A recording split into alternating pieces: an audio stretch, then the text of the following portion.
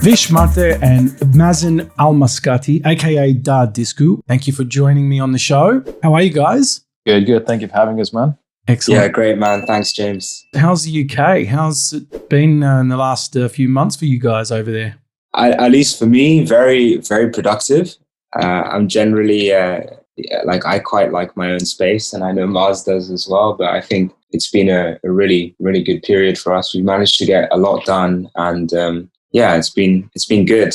Although the atmosphere generally has been quite negative, and people losing loved ones and whatever. But it's been good.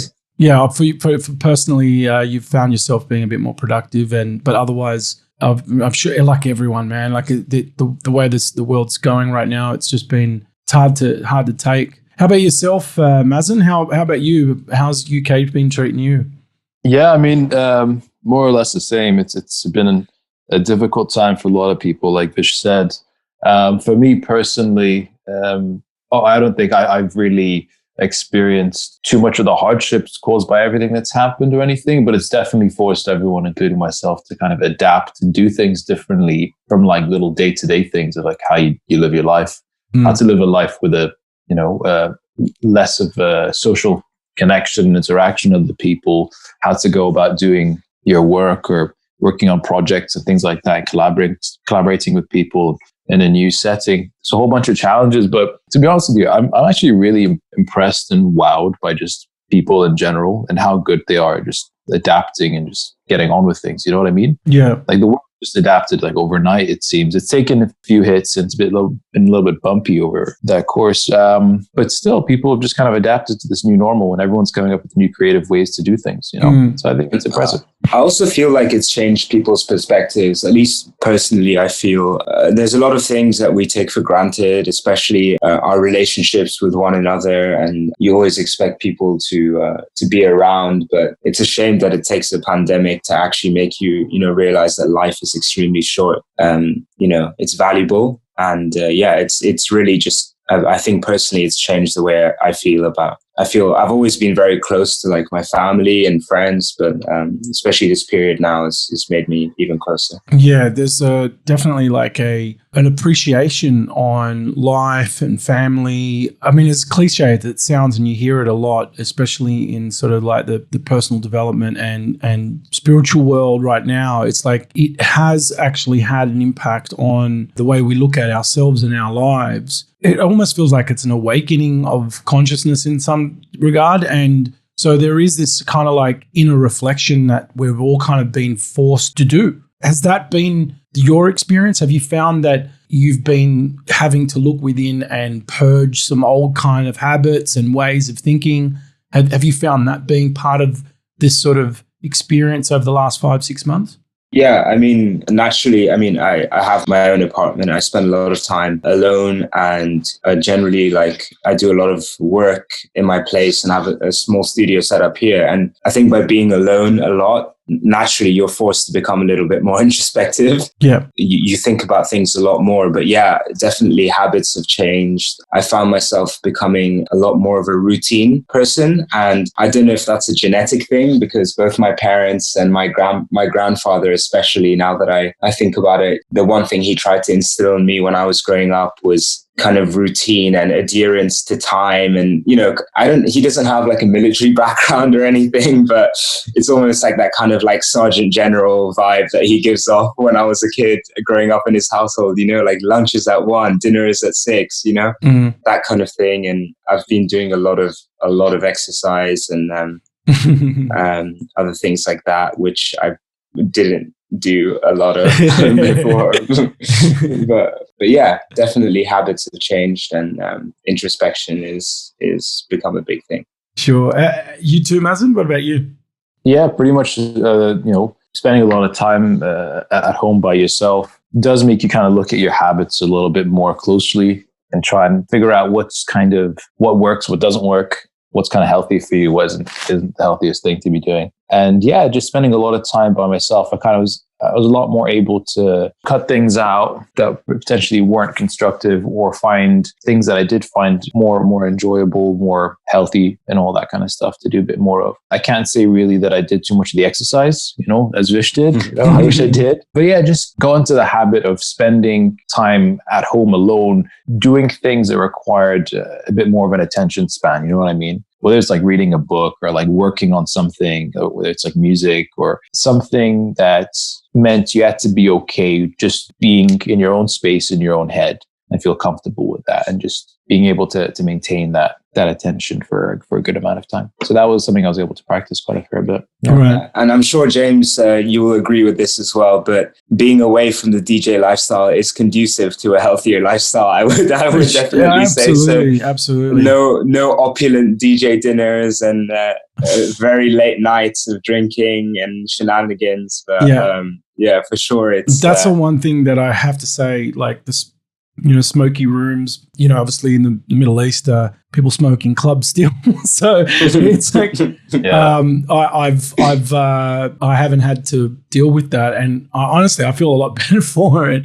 I'm still enjoying sharing music though in a different way now. And absolutely. Yeah. With the pre-interview, one of the things that was a focus for you was well-being and systematic change. Would you say that you have a few more kind of like well-being sort of practices now in your life? Like you mentioned routine. Give me an example of some of the things that you're doing now to kind of like help you through this change and new lifestyle. Well, I think, without sounding like an absolute idiot, I can run you through some of the things that I'm trying to do to better myself. Cool. Both yeah. a mental and physical aspect. So when I talk about routine, probably the first thing I'll do, and these are things that I never did in the past. This is just within, I would say, the last 2 or 3 months. Right. The one thing I do pretty much every day is dedicate at least an hour to 2 hours on a craft that I want to improve on. So most of the time that is music. So it's either generally reading or listening to something, to what we're doing right now, something where I can learn from my peers and from DJs that I look up to, or watching a mix, or, recording a mix at home, playing with more vinyl, doing things that push me out of my comfort zone. Yep. So an hour or two a day on improvement. Is that what you meant by systematic change? No, that's a completely different thing. Right. So you're talking more on a world. Yes. Got it. At the moment, you're using your time in the mornings as a time to kind of improve skills and mindset. Absolutely, yeah. And the moment I've done that 1 or 2 hours of internal and kind of forcing myself essentially to improve a skill, that sets me up for the rest of the day, because I feel like I've accomplished something very early in the morning. As somebody, this is probably the first time I've talked about this publicly or in an interview or anything, but as someone who's generally quite anxious and overthinker as such, to put yourself in a positive mind frame does wonders for the rest of your day. Absolutely. Because you feel like you've already fought your first battle. And then after that, you feel that menial and, slightly more annoying tasks are much more accomplishable. Yes, I couldn't agree more.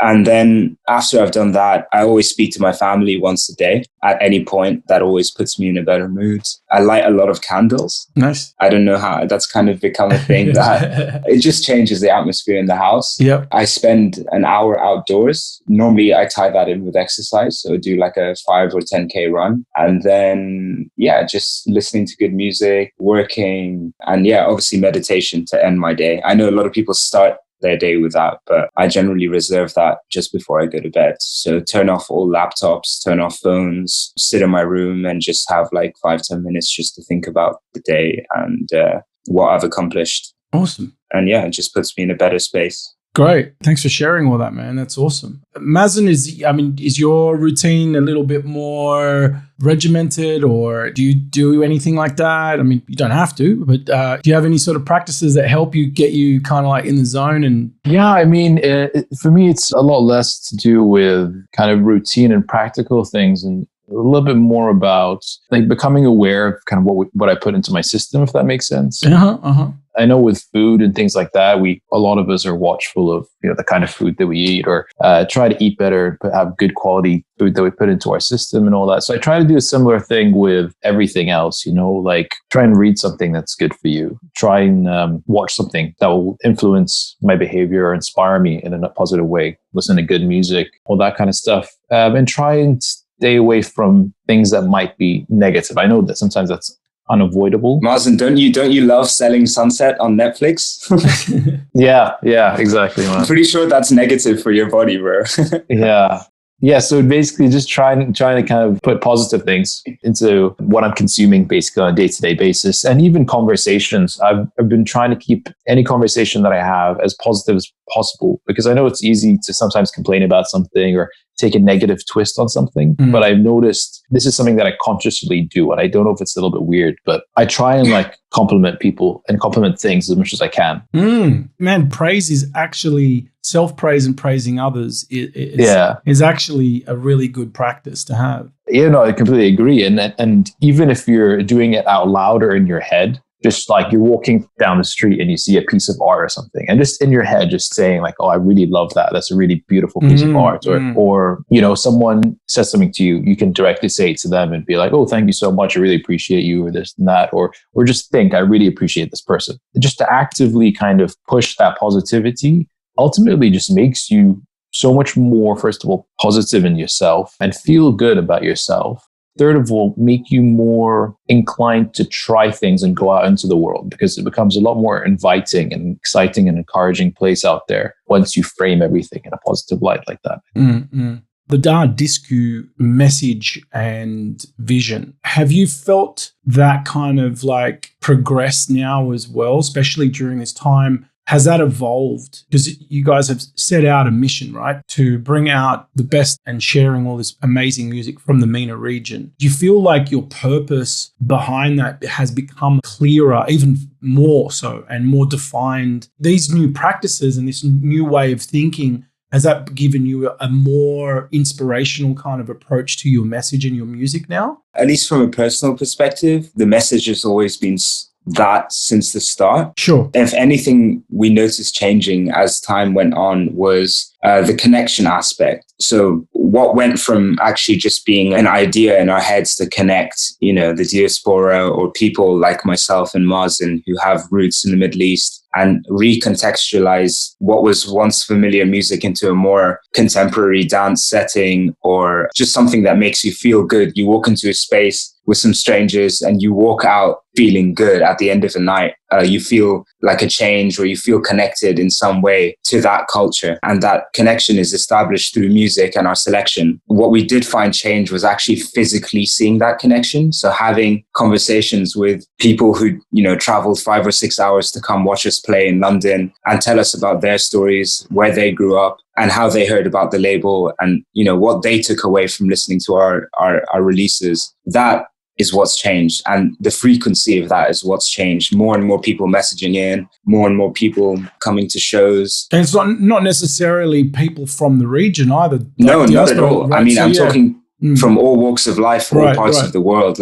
These are not Middle Eastern people. These are, people from Japan, people from Australia, Sweden, whatever. And I think you do this as well, James, and it's really great to see radio plays a big part in that. Our radio shows, our mixes, that's been the kind of portal, cosmic portal that connects like all these weird, like people from all over the universe to the Dar Disku sound. So Yeah, I think similar to what Vish was saying, from the get-go, I think the idea has remained the same. And very early on, me and Vish would have conversations before we started Dar Disku, or before we already had a name or anything like that. And we basically just talked about what we wanted to exist, like what kind of thing we wanted to manifest. We've made music for years and years and years. We've made music since we were kids and teenagers and all that kind of stuff in various shapes and forms, really. And most of the time that was for the purpose of making something that sounded cool, some nice music, that kind of thing, something that was dancey, something that was loud or whatever it was. That was usually it was in the past. But with Dar Disku, there's a very clear concept to us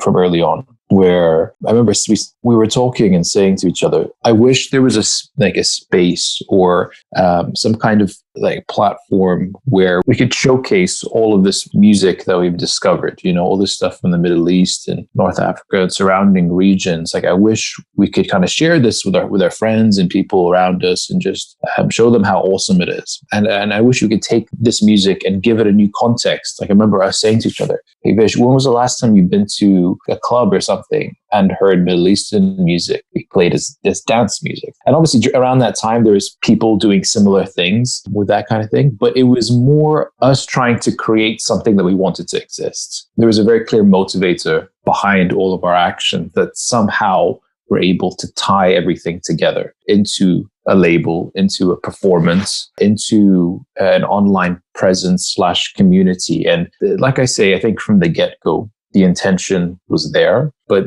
what it expanded or turned into wasn't necessarily clear from the beginning. And it's gradually kind of naturally progressed into various things, but still holding that same core concept or that desire to create something that didn't really exist as you would have liked it to at the beginning. Just to add on to what Mazen said, like, I guess what I'm about to say sounds extremely egotistical, but at the same time, it's completely the opposite. I do remember when we were having these conversations about setting up a place where we want to exist. I remember telling Mazen something. I remember saying, I want Dar Disku, for at least from a live performance perspective, I want to be our favorite DJs. I want to create something. I want to become our own favorite DJs, if that makes any sense. And in a weird way, that goal is completely unattainable. And at the same time, that pushes us constantly to do things that I would want to go see as an individual. I would create moments that I would want to experience as an individual at a nightclub. And James, I'm sure you know what I'm talking about when I say moments, but those moments when you're on the dance floor that leave you like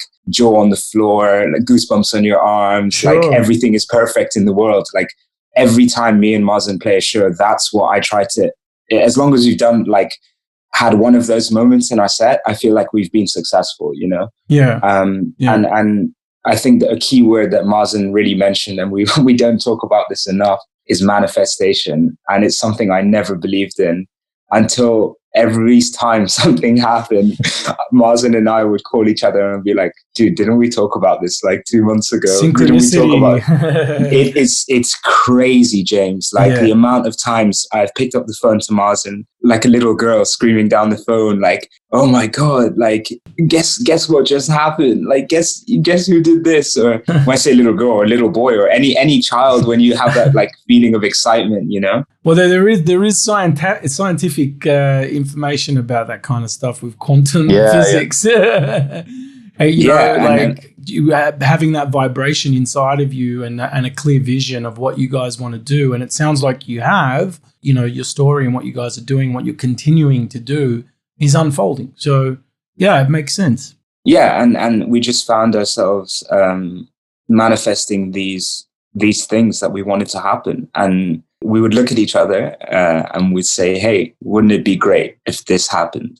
3 months later, it happens. And we've just been constantly doing this since day one. And you know what? It's not something that's like, it's not some like supernatural thing. It's genuinely, in the same way that I was talking earlier about saying things out loud, like positive things or compliments to people and that kind of thing. The same thing applies with this whole manifestation thing or trying to visualize your goals or your dreams. If you say them out loud or just talk about them to another person very clearly and define, I want to be able to do this, or it's my dream to one day or sometime in the near future be able to do X, Y, and Z. Unconsciously, day to day, as you live your life, you'll make little decisions, small, little, tiny decisions, small, little behaviors that gradually bring you nearer and nearer to that goal. Without you even realizing. But as soon as you acknowledge that out loud, you gradually change the way you do things. And it slowly pushes you towards that. And at the same time, saying that out loud means that people around you become aware of what your intentions are, what your dreams and aspirations are. And then they you take on this collective form where, because people know, hey, Maz or Vish is interested in that particular thing, maybe I should show them this type of music, or introduce them to this person, or invite them over to this thing. And then gradually you get guided towards that end goal, if that makes sense. I know it still sounds a little bit supernatural. No, like, hey man, you know what I mean, totally, right? I totally relate to this. You know, it's when you're projecting kind of like what you, and it has a lot to do with having that clear vision of, you know, what you want to do, the purpose of it, the responsibility, all these kind of things. And I'm a firm believer of this. Like when you have those things aligned and it comes out of you, then those synchronicities, you start to see them. You know, like it becomes clearer, and people start to gravitate towards you that are aligned with that vision and that purpose and what you're trying to do, and you're projecting that. You know, it's like, you know, and you know, it is somewhat supernatural. You know, it is somewhat magical. You know, it's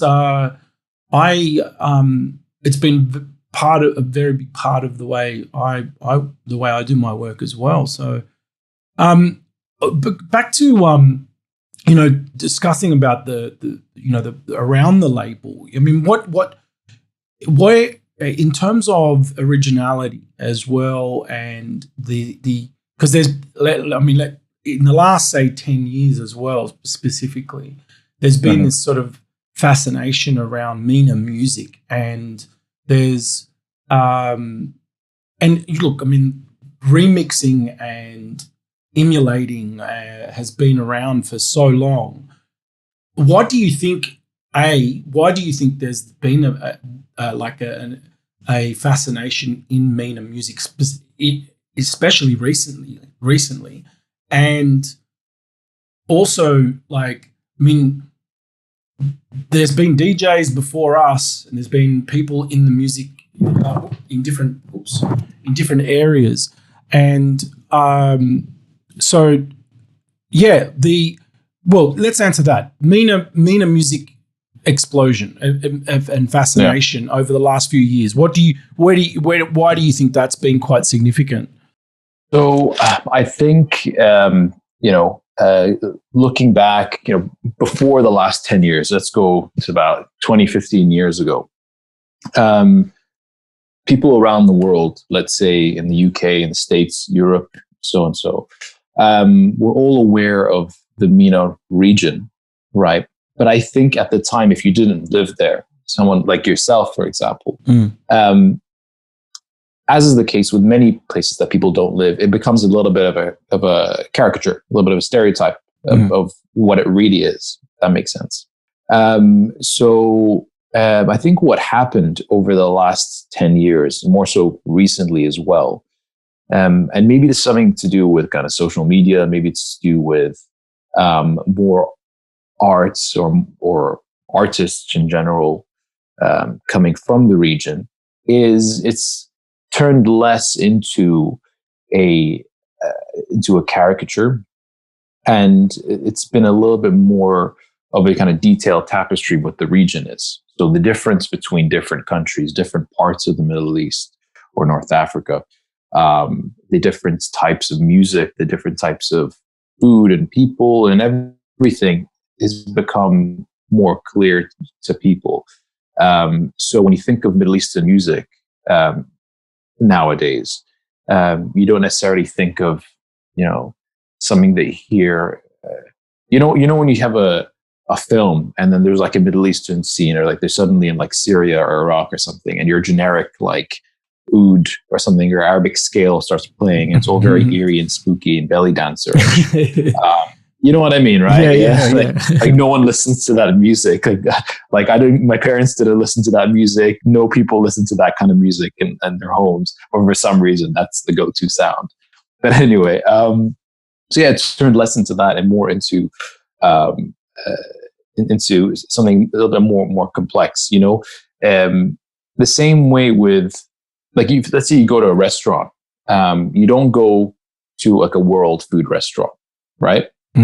you go to like an Italian restaurant, you go to a French restaurant, you go to like a Chinese restaurant. And then within that, like for a Chinese restaurant, you'd go to a Szechuan restaurant, or you'd go to a Cantonese restaurant, or when you go to Italian, you could have some Tuscan food or Calabrian food, or exactly. If you went to Indian, you wouldn't just say Indian food, you could have like South Indian. So people are becoming more aware, as Mazen said. They are. And I think the reason for that is, like I say, exposure, right? So in the same way that over the last few years, and fairly recently, I think as well, slowly the use of the word world music is dying out.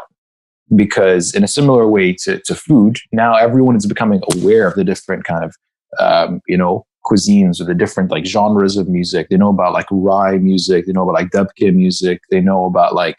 So you think they're being more specific now? Like people are actually, rather than like putting it under one umbrella, they're like being that because of the awareness and what's happened, people are now becoming more like, when they're talking about it, they're aware. Yeah, exactly. Yeah. I think just to add on and go back to that, the main question itself is, why has there been that explosion? I just thought I'd take like a completely different take on this question, or a different way of answering this question. So Mazen's discussed, I guess, the geopolitical, social awakening and understanding of the kind of subgenres and different various facets of Middle Eastern culture. Yeah. I think in my perspective, the reason for this explosion has been sonically. So let's rewind to early 2000s. At least my first exposure of Middle Eastern music was not through the traditional sense of Gulf and Khaliji music. It was through a completely different genre of music, which was hip hop. The first time I heard a full segment of an Arabic song, I remember, was early 2000s, when Timbaland and Scott Storch were using not just segments, but major parts of Arabian songs in hip hop beats. Yeah. Like it was like Alia and Timbaland, Missy Elliott. These are people who I loved anyway as a teenager. And then to hear that, I was like, oh, this is so different to your standard hip hop beat. It's so different to your 50 Cent. It's so different to your Eminem. It sounds crazy when it came on in a club. So that was my first exposure. Not to interrupt you, Vish, or something, but I just had a really I had a flashback to like when Jay-Z put out Big Pimpin', and being at home. I think I was a teenager at the time. I can't remember. But my dad walking past, and he was like, "Oh, this is Abdul Halim Hafiz." I'm like, "What?" I was like, "No, it's Jay-Z, man." And he's like, "No, this is Abdul Halim." And I'm like, "What?" And it took me a while to realize that was a sample. And it's funny you say that, because I think that song is it React? There's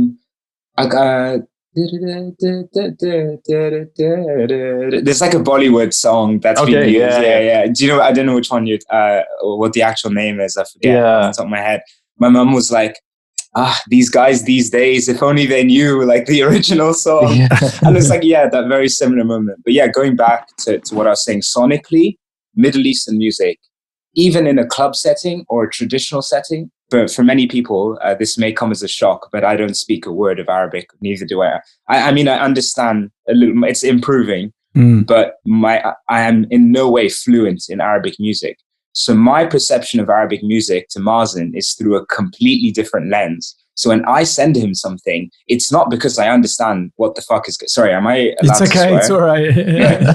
It's not because I understand what the fuck is going on. It's because I truly have felt a reaction to that song from a musical and sonic perspective. Yeah. And that's what I love about Dar Disku, is because there's like this like language and sonic barrier that exists between me and Mazen, but that's the best part. Right. It is truly the best part, because I knew if I had his understanding or he had my understanding of Bollywood music, we wouldn't have found or shared or taken that big leap when we play, the curveball track in one of our sets, is because that curveball track is either one of his or one of mine, And sonically, the microtonal scale used in Middle Eastern music is like nothing else in Western music. When you play it in a club, people are already like, what the hell is this? Percussively, it's heavier. It's more, it's never 4 to the floor, or it has an undertone of 4 to the floor, but it's shuffled on top. So there's like a completely different dance pattern, the way you move your body when you listen to Middle Eastern music or Indian music. feels different. So it creates a sense of like transcendence when you're on a dance floor. You feel like you're somewhere else. Mm. And when you compile all of this stuff together, so what Mazen talked about, what I just talked about, you're left with this product which is so familiar to your ears, but at the same time, like you've never heard it before. Mm. And that for us is why we do what we do. Mm. I feel like though when we heard Timberlake and Timberland and Timberlake as well. Yeah. Right, you're right. But I mean, we heard even Beyonce, like they're using Arabic sounds in the last 20 years. I think now though, okay, Arabic kids from the region and Arab kids around the world, they would have picked up on that and heard it. But I think now though, it's become more it's more identified in the West, not from just Arab kids. So you guys would have picked it up back then, but like now that Drake tune, he's like busting out lyrics in Arabic and my day. Shout out Drizzy, man. Shout out OVO. So you know, like it just seems that and of course, you know, DJ Khaled, you know, like there's all these references now. It's almost like it's cool to be Arab. I was just gonna say, like, man, it's the same with. I mean, I can talk about this from a very personal, and I guess I was never proud to be Indian. I was never like at school. I bet the music I listened to. I wanted to listen to hip hop. I wanted to feel a connection with Western culture. I was never proud of like where I'm from, but only until I was about like 15 or 16, I became so proud of growing up in the Middle East and my culture and India, and to the point where I invited Mazen to like my family home to like India, and I wanted him to be like, no, like, yes, I talk about being Indian, but I want you to feel what it's like to be Indian. I want you to come. I want you to see the people. I want you to know how we care about other people. I want you to taste the food, you know? Yeah. And share it. Yeah, and we're doing that through music. But yeah, like you said now, like all the girls, you know, like looking up to like Gigi Hadid, and they're like, oh, she's so cool. She's Palestinian. And like, I think that's a sign of the times as well. Like that the world has become a lot more open and more accepting in that sense that when we started off the conversation today, like you could also see this as part of, you know, the human race conscious awareness, you know, like you can see that through music. People are becoming a lot more open to music and knowing and wanting to know, because what I'm finding too, even from a younger, like what I find from a younger generation, I feel like there was a little gap where things were kind of a bit hazy in music, but I'm finding now a lot of new artists and just kids in general, like in the early 20s, they're really doing their homework and they really like want to know the origins of music again. Like that's what I feel. I'm seeing that a lot more as well. So yeah, I think there's definitely and going back to Dar Disku, like as a label and what it's doing and its contribution to music at the moment, you know, there is a responsibility for you guys. You know, there's a responsibility, and I think you guys are fulfilling that role, and you're doing a good job for doing a good job for it. I mean, what's next for Dar Disku? Is there a whole bunch of new releases coming out now in the next 6 months, or what's happening? Yes. Yeah, Maz. I'll let Maz talk about it in a bit more detail, but the last 4 or so months have been a culminative project, between a collaborative project between a producer in you know, long-standing Dar Disku affiliate, Moving Still from Dublin, and Saudi Arabia, and Chade as well from the Netherlands. Myself and Mazen from a kind of A&R and even production perspective on the A side on this new release. The research behind this project, the art direction, it's all been a lead up to our 4th release, which is coming out sometime. I think eventually. That's been our main project, and also, you know, just to start working with more Middle Eastern artists and hopefully get back on the live circuit as well, because I truly miss that. Yeah. The playing in front of people. Sure. And yeah, some new merch, some new cultural projects as well. We're thinking about doing some exhibitions and galleries, working with old musicians from Bahrain and getting their story. But I think Mazen can shed a bit more light about the new release. Yeah, so we've done a couple of announcements and stuff about this release. But yeah, it's our fourth of its kind, DD004. And like Vish said, yeah, we've got A side and a B side, both fantastic tracks, if I may say so. I'm very proud of them. And it's so reflective of us all having to change the way we do things slightly with all these like lockdown measures and restrictions and all of that. But also shows like how well we can kind of collaborate even in these kind of restricted times. I mean, me and Vish are obviously from Bahrain, but based in the UK. We've got Moving Still and Tiade, each from different countries, Ireland and Netherlands. On top of that, getting a record that's being actually physically built and pressed in Ireland and then being shipped, a company based in Europe, worldwide. Are these two producers collaborating together, or is it separate? Yeah. So the B side is actually, it's an edit by both of them. So they've both done production, sending each other files on Ableton.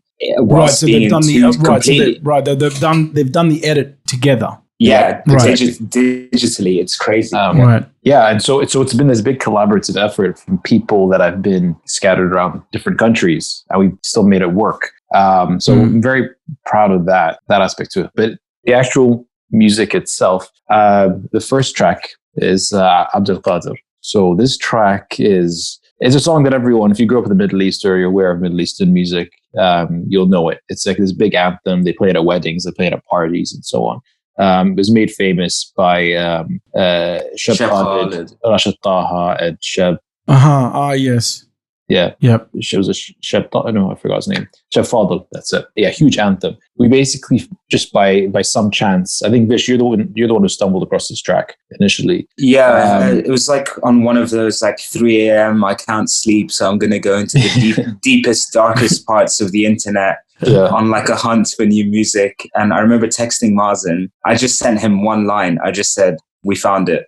Yeah, and honestly, it blew my mind when I heard it and he sent it my way. Because, like I say, the original track is such an anthem, but this was like it had a different feel to it. Yeah. It was like this disco-y, funky, like slightly poppy, electronic, and experimental version of it with an interesting take on the vocals as well. So yeah, we just started chopping that up and adding our little twist to it and our little flavor. And I think we've come out with something very, very special. I think something that people will really enjoy. I can't wait to start dropping that in a live setting. Especially people don't expect it. Have you got a release date yet for that? No fixed release date. I don't want to say like a fixed. Okay. But in the coming months. Time. Yeah, we'll announce that pretty soon, I think. Cool. We're just getting everything make up and making sure we've got all our records pressed and ready to go. And as soon as we have that, I think we'll make it available. We'll let them know. Fantastic, guys. Well, tell us, where can we find Dar Disku? Instagram, we're pretty active on there. Drop us a message if you if you're a producer, if you have any like actual music. I'm sure a lot of the people that listen to this podcast are very knowledgeable, like yourself, James, about music and are interested beyond actual music, interested in cultures as well. And so yeah, Instagram's a great place. Dardisku.com. We have a bunch of mixes through. You can find some stuff on Resident Advisor. Cool. Yeah. I'll definitely pop up the links that I have. People will be able to see them in the liner notes on Apple Music and the other platforms. So thanks. I'll add all those, the ones that I have: Instagram, Resident Advisor, Facebook, SoundCloud, the usual suspects, and of course your website as well, where you guys have a beautiful website, by the way. Love it. All right. Well, shout out to Wix. Well, Vish, Mazen, aka Dar Disku, boys, it was awesome. I really enjoyed chatting with you guys today. Thanks for coming. Yeah, you too, man. Yeah, man. It's been a really long time, and I'm really hoping we can. I was hoping to see you back in February when you were here, but I was away. And we got invited. Yeah, go on. We got invited back to Dubai this summer, and obviously that couldn't happen. Oh, damn. But I think, James, we need to have a separate talk and organize the craziest party Dubai has ever seen. For sure. I can't wait. James Locksmith, Dar Disku, back-to-back 7 hours. Like, I like the sound of that. All right, gents. Take care. It's really Take great. care, bro. man. Thanks, See you. guys. Bye-bye. Bye.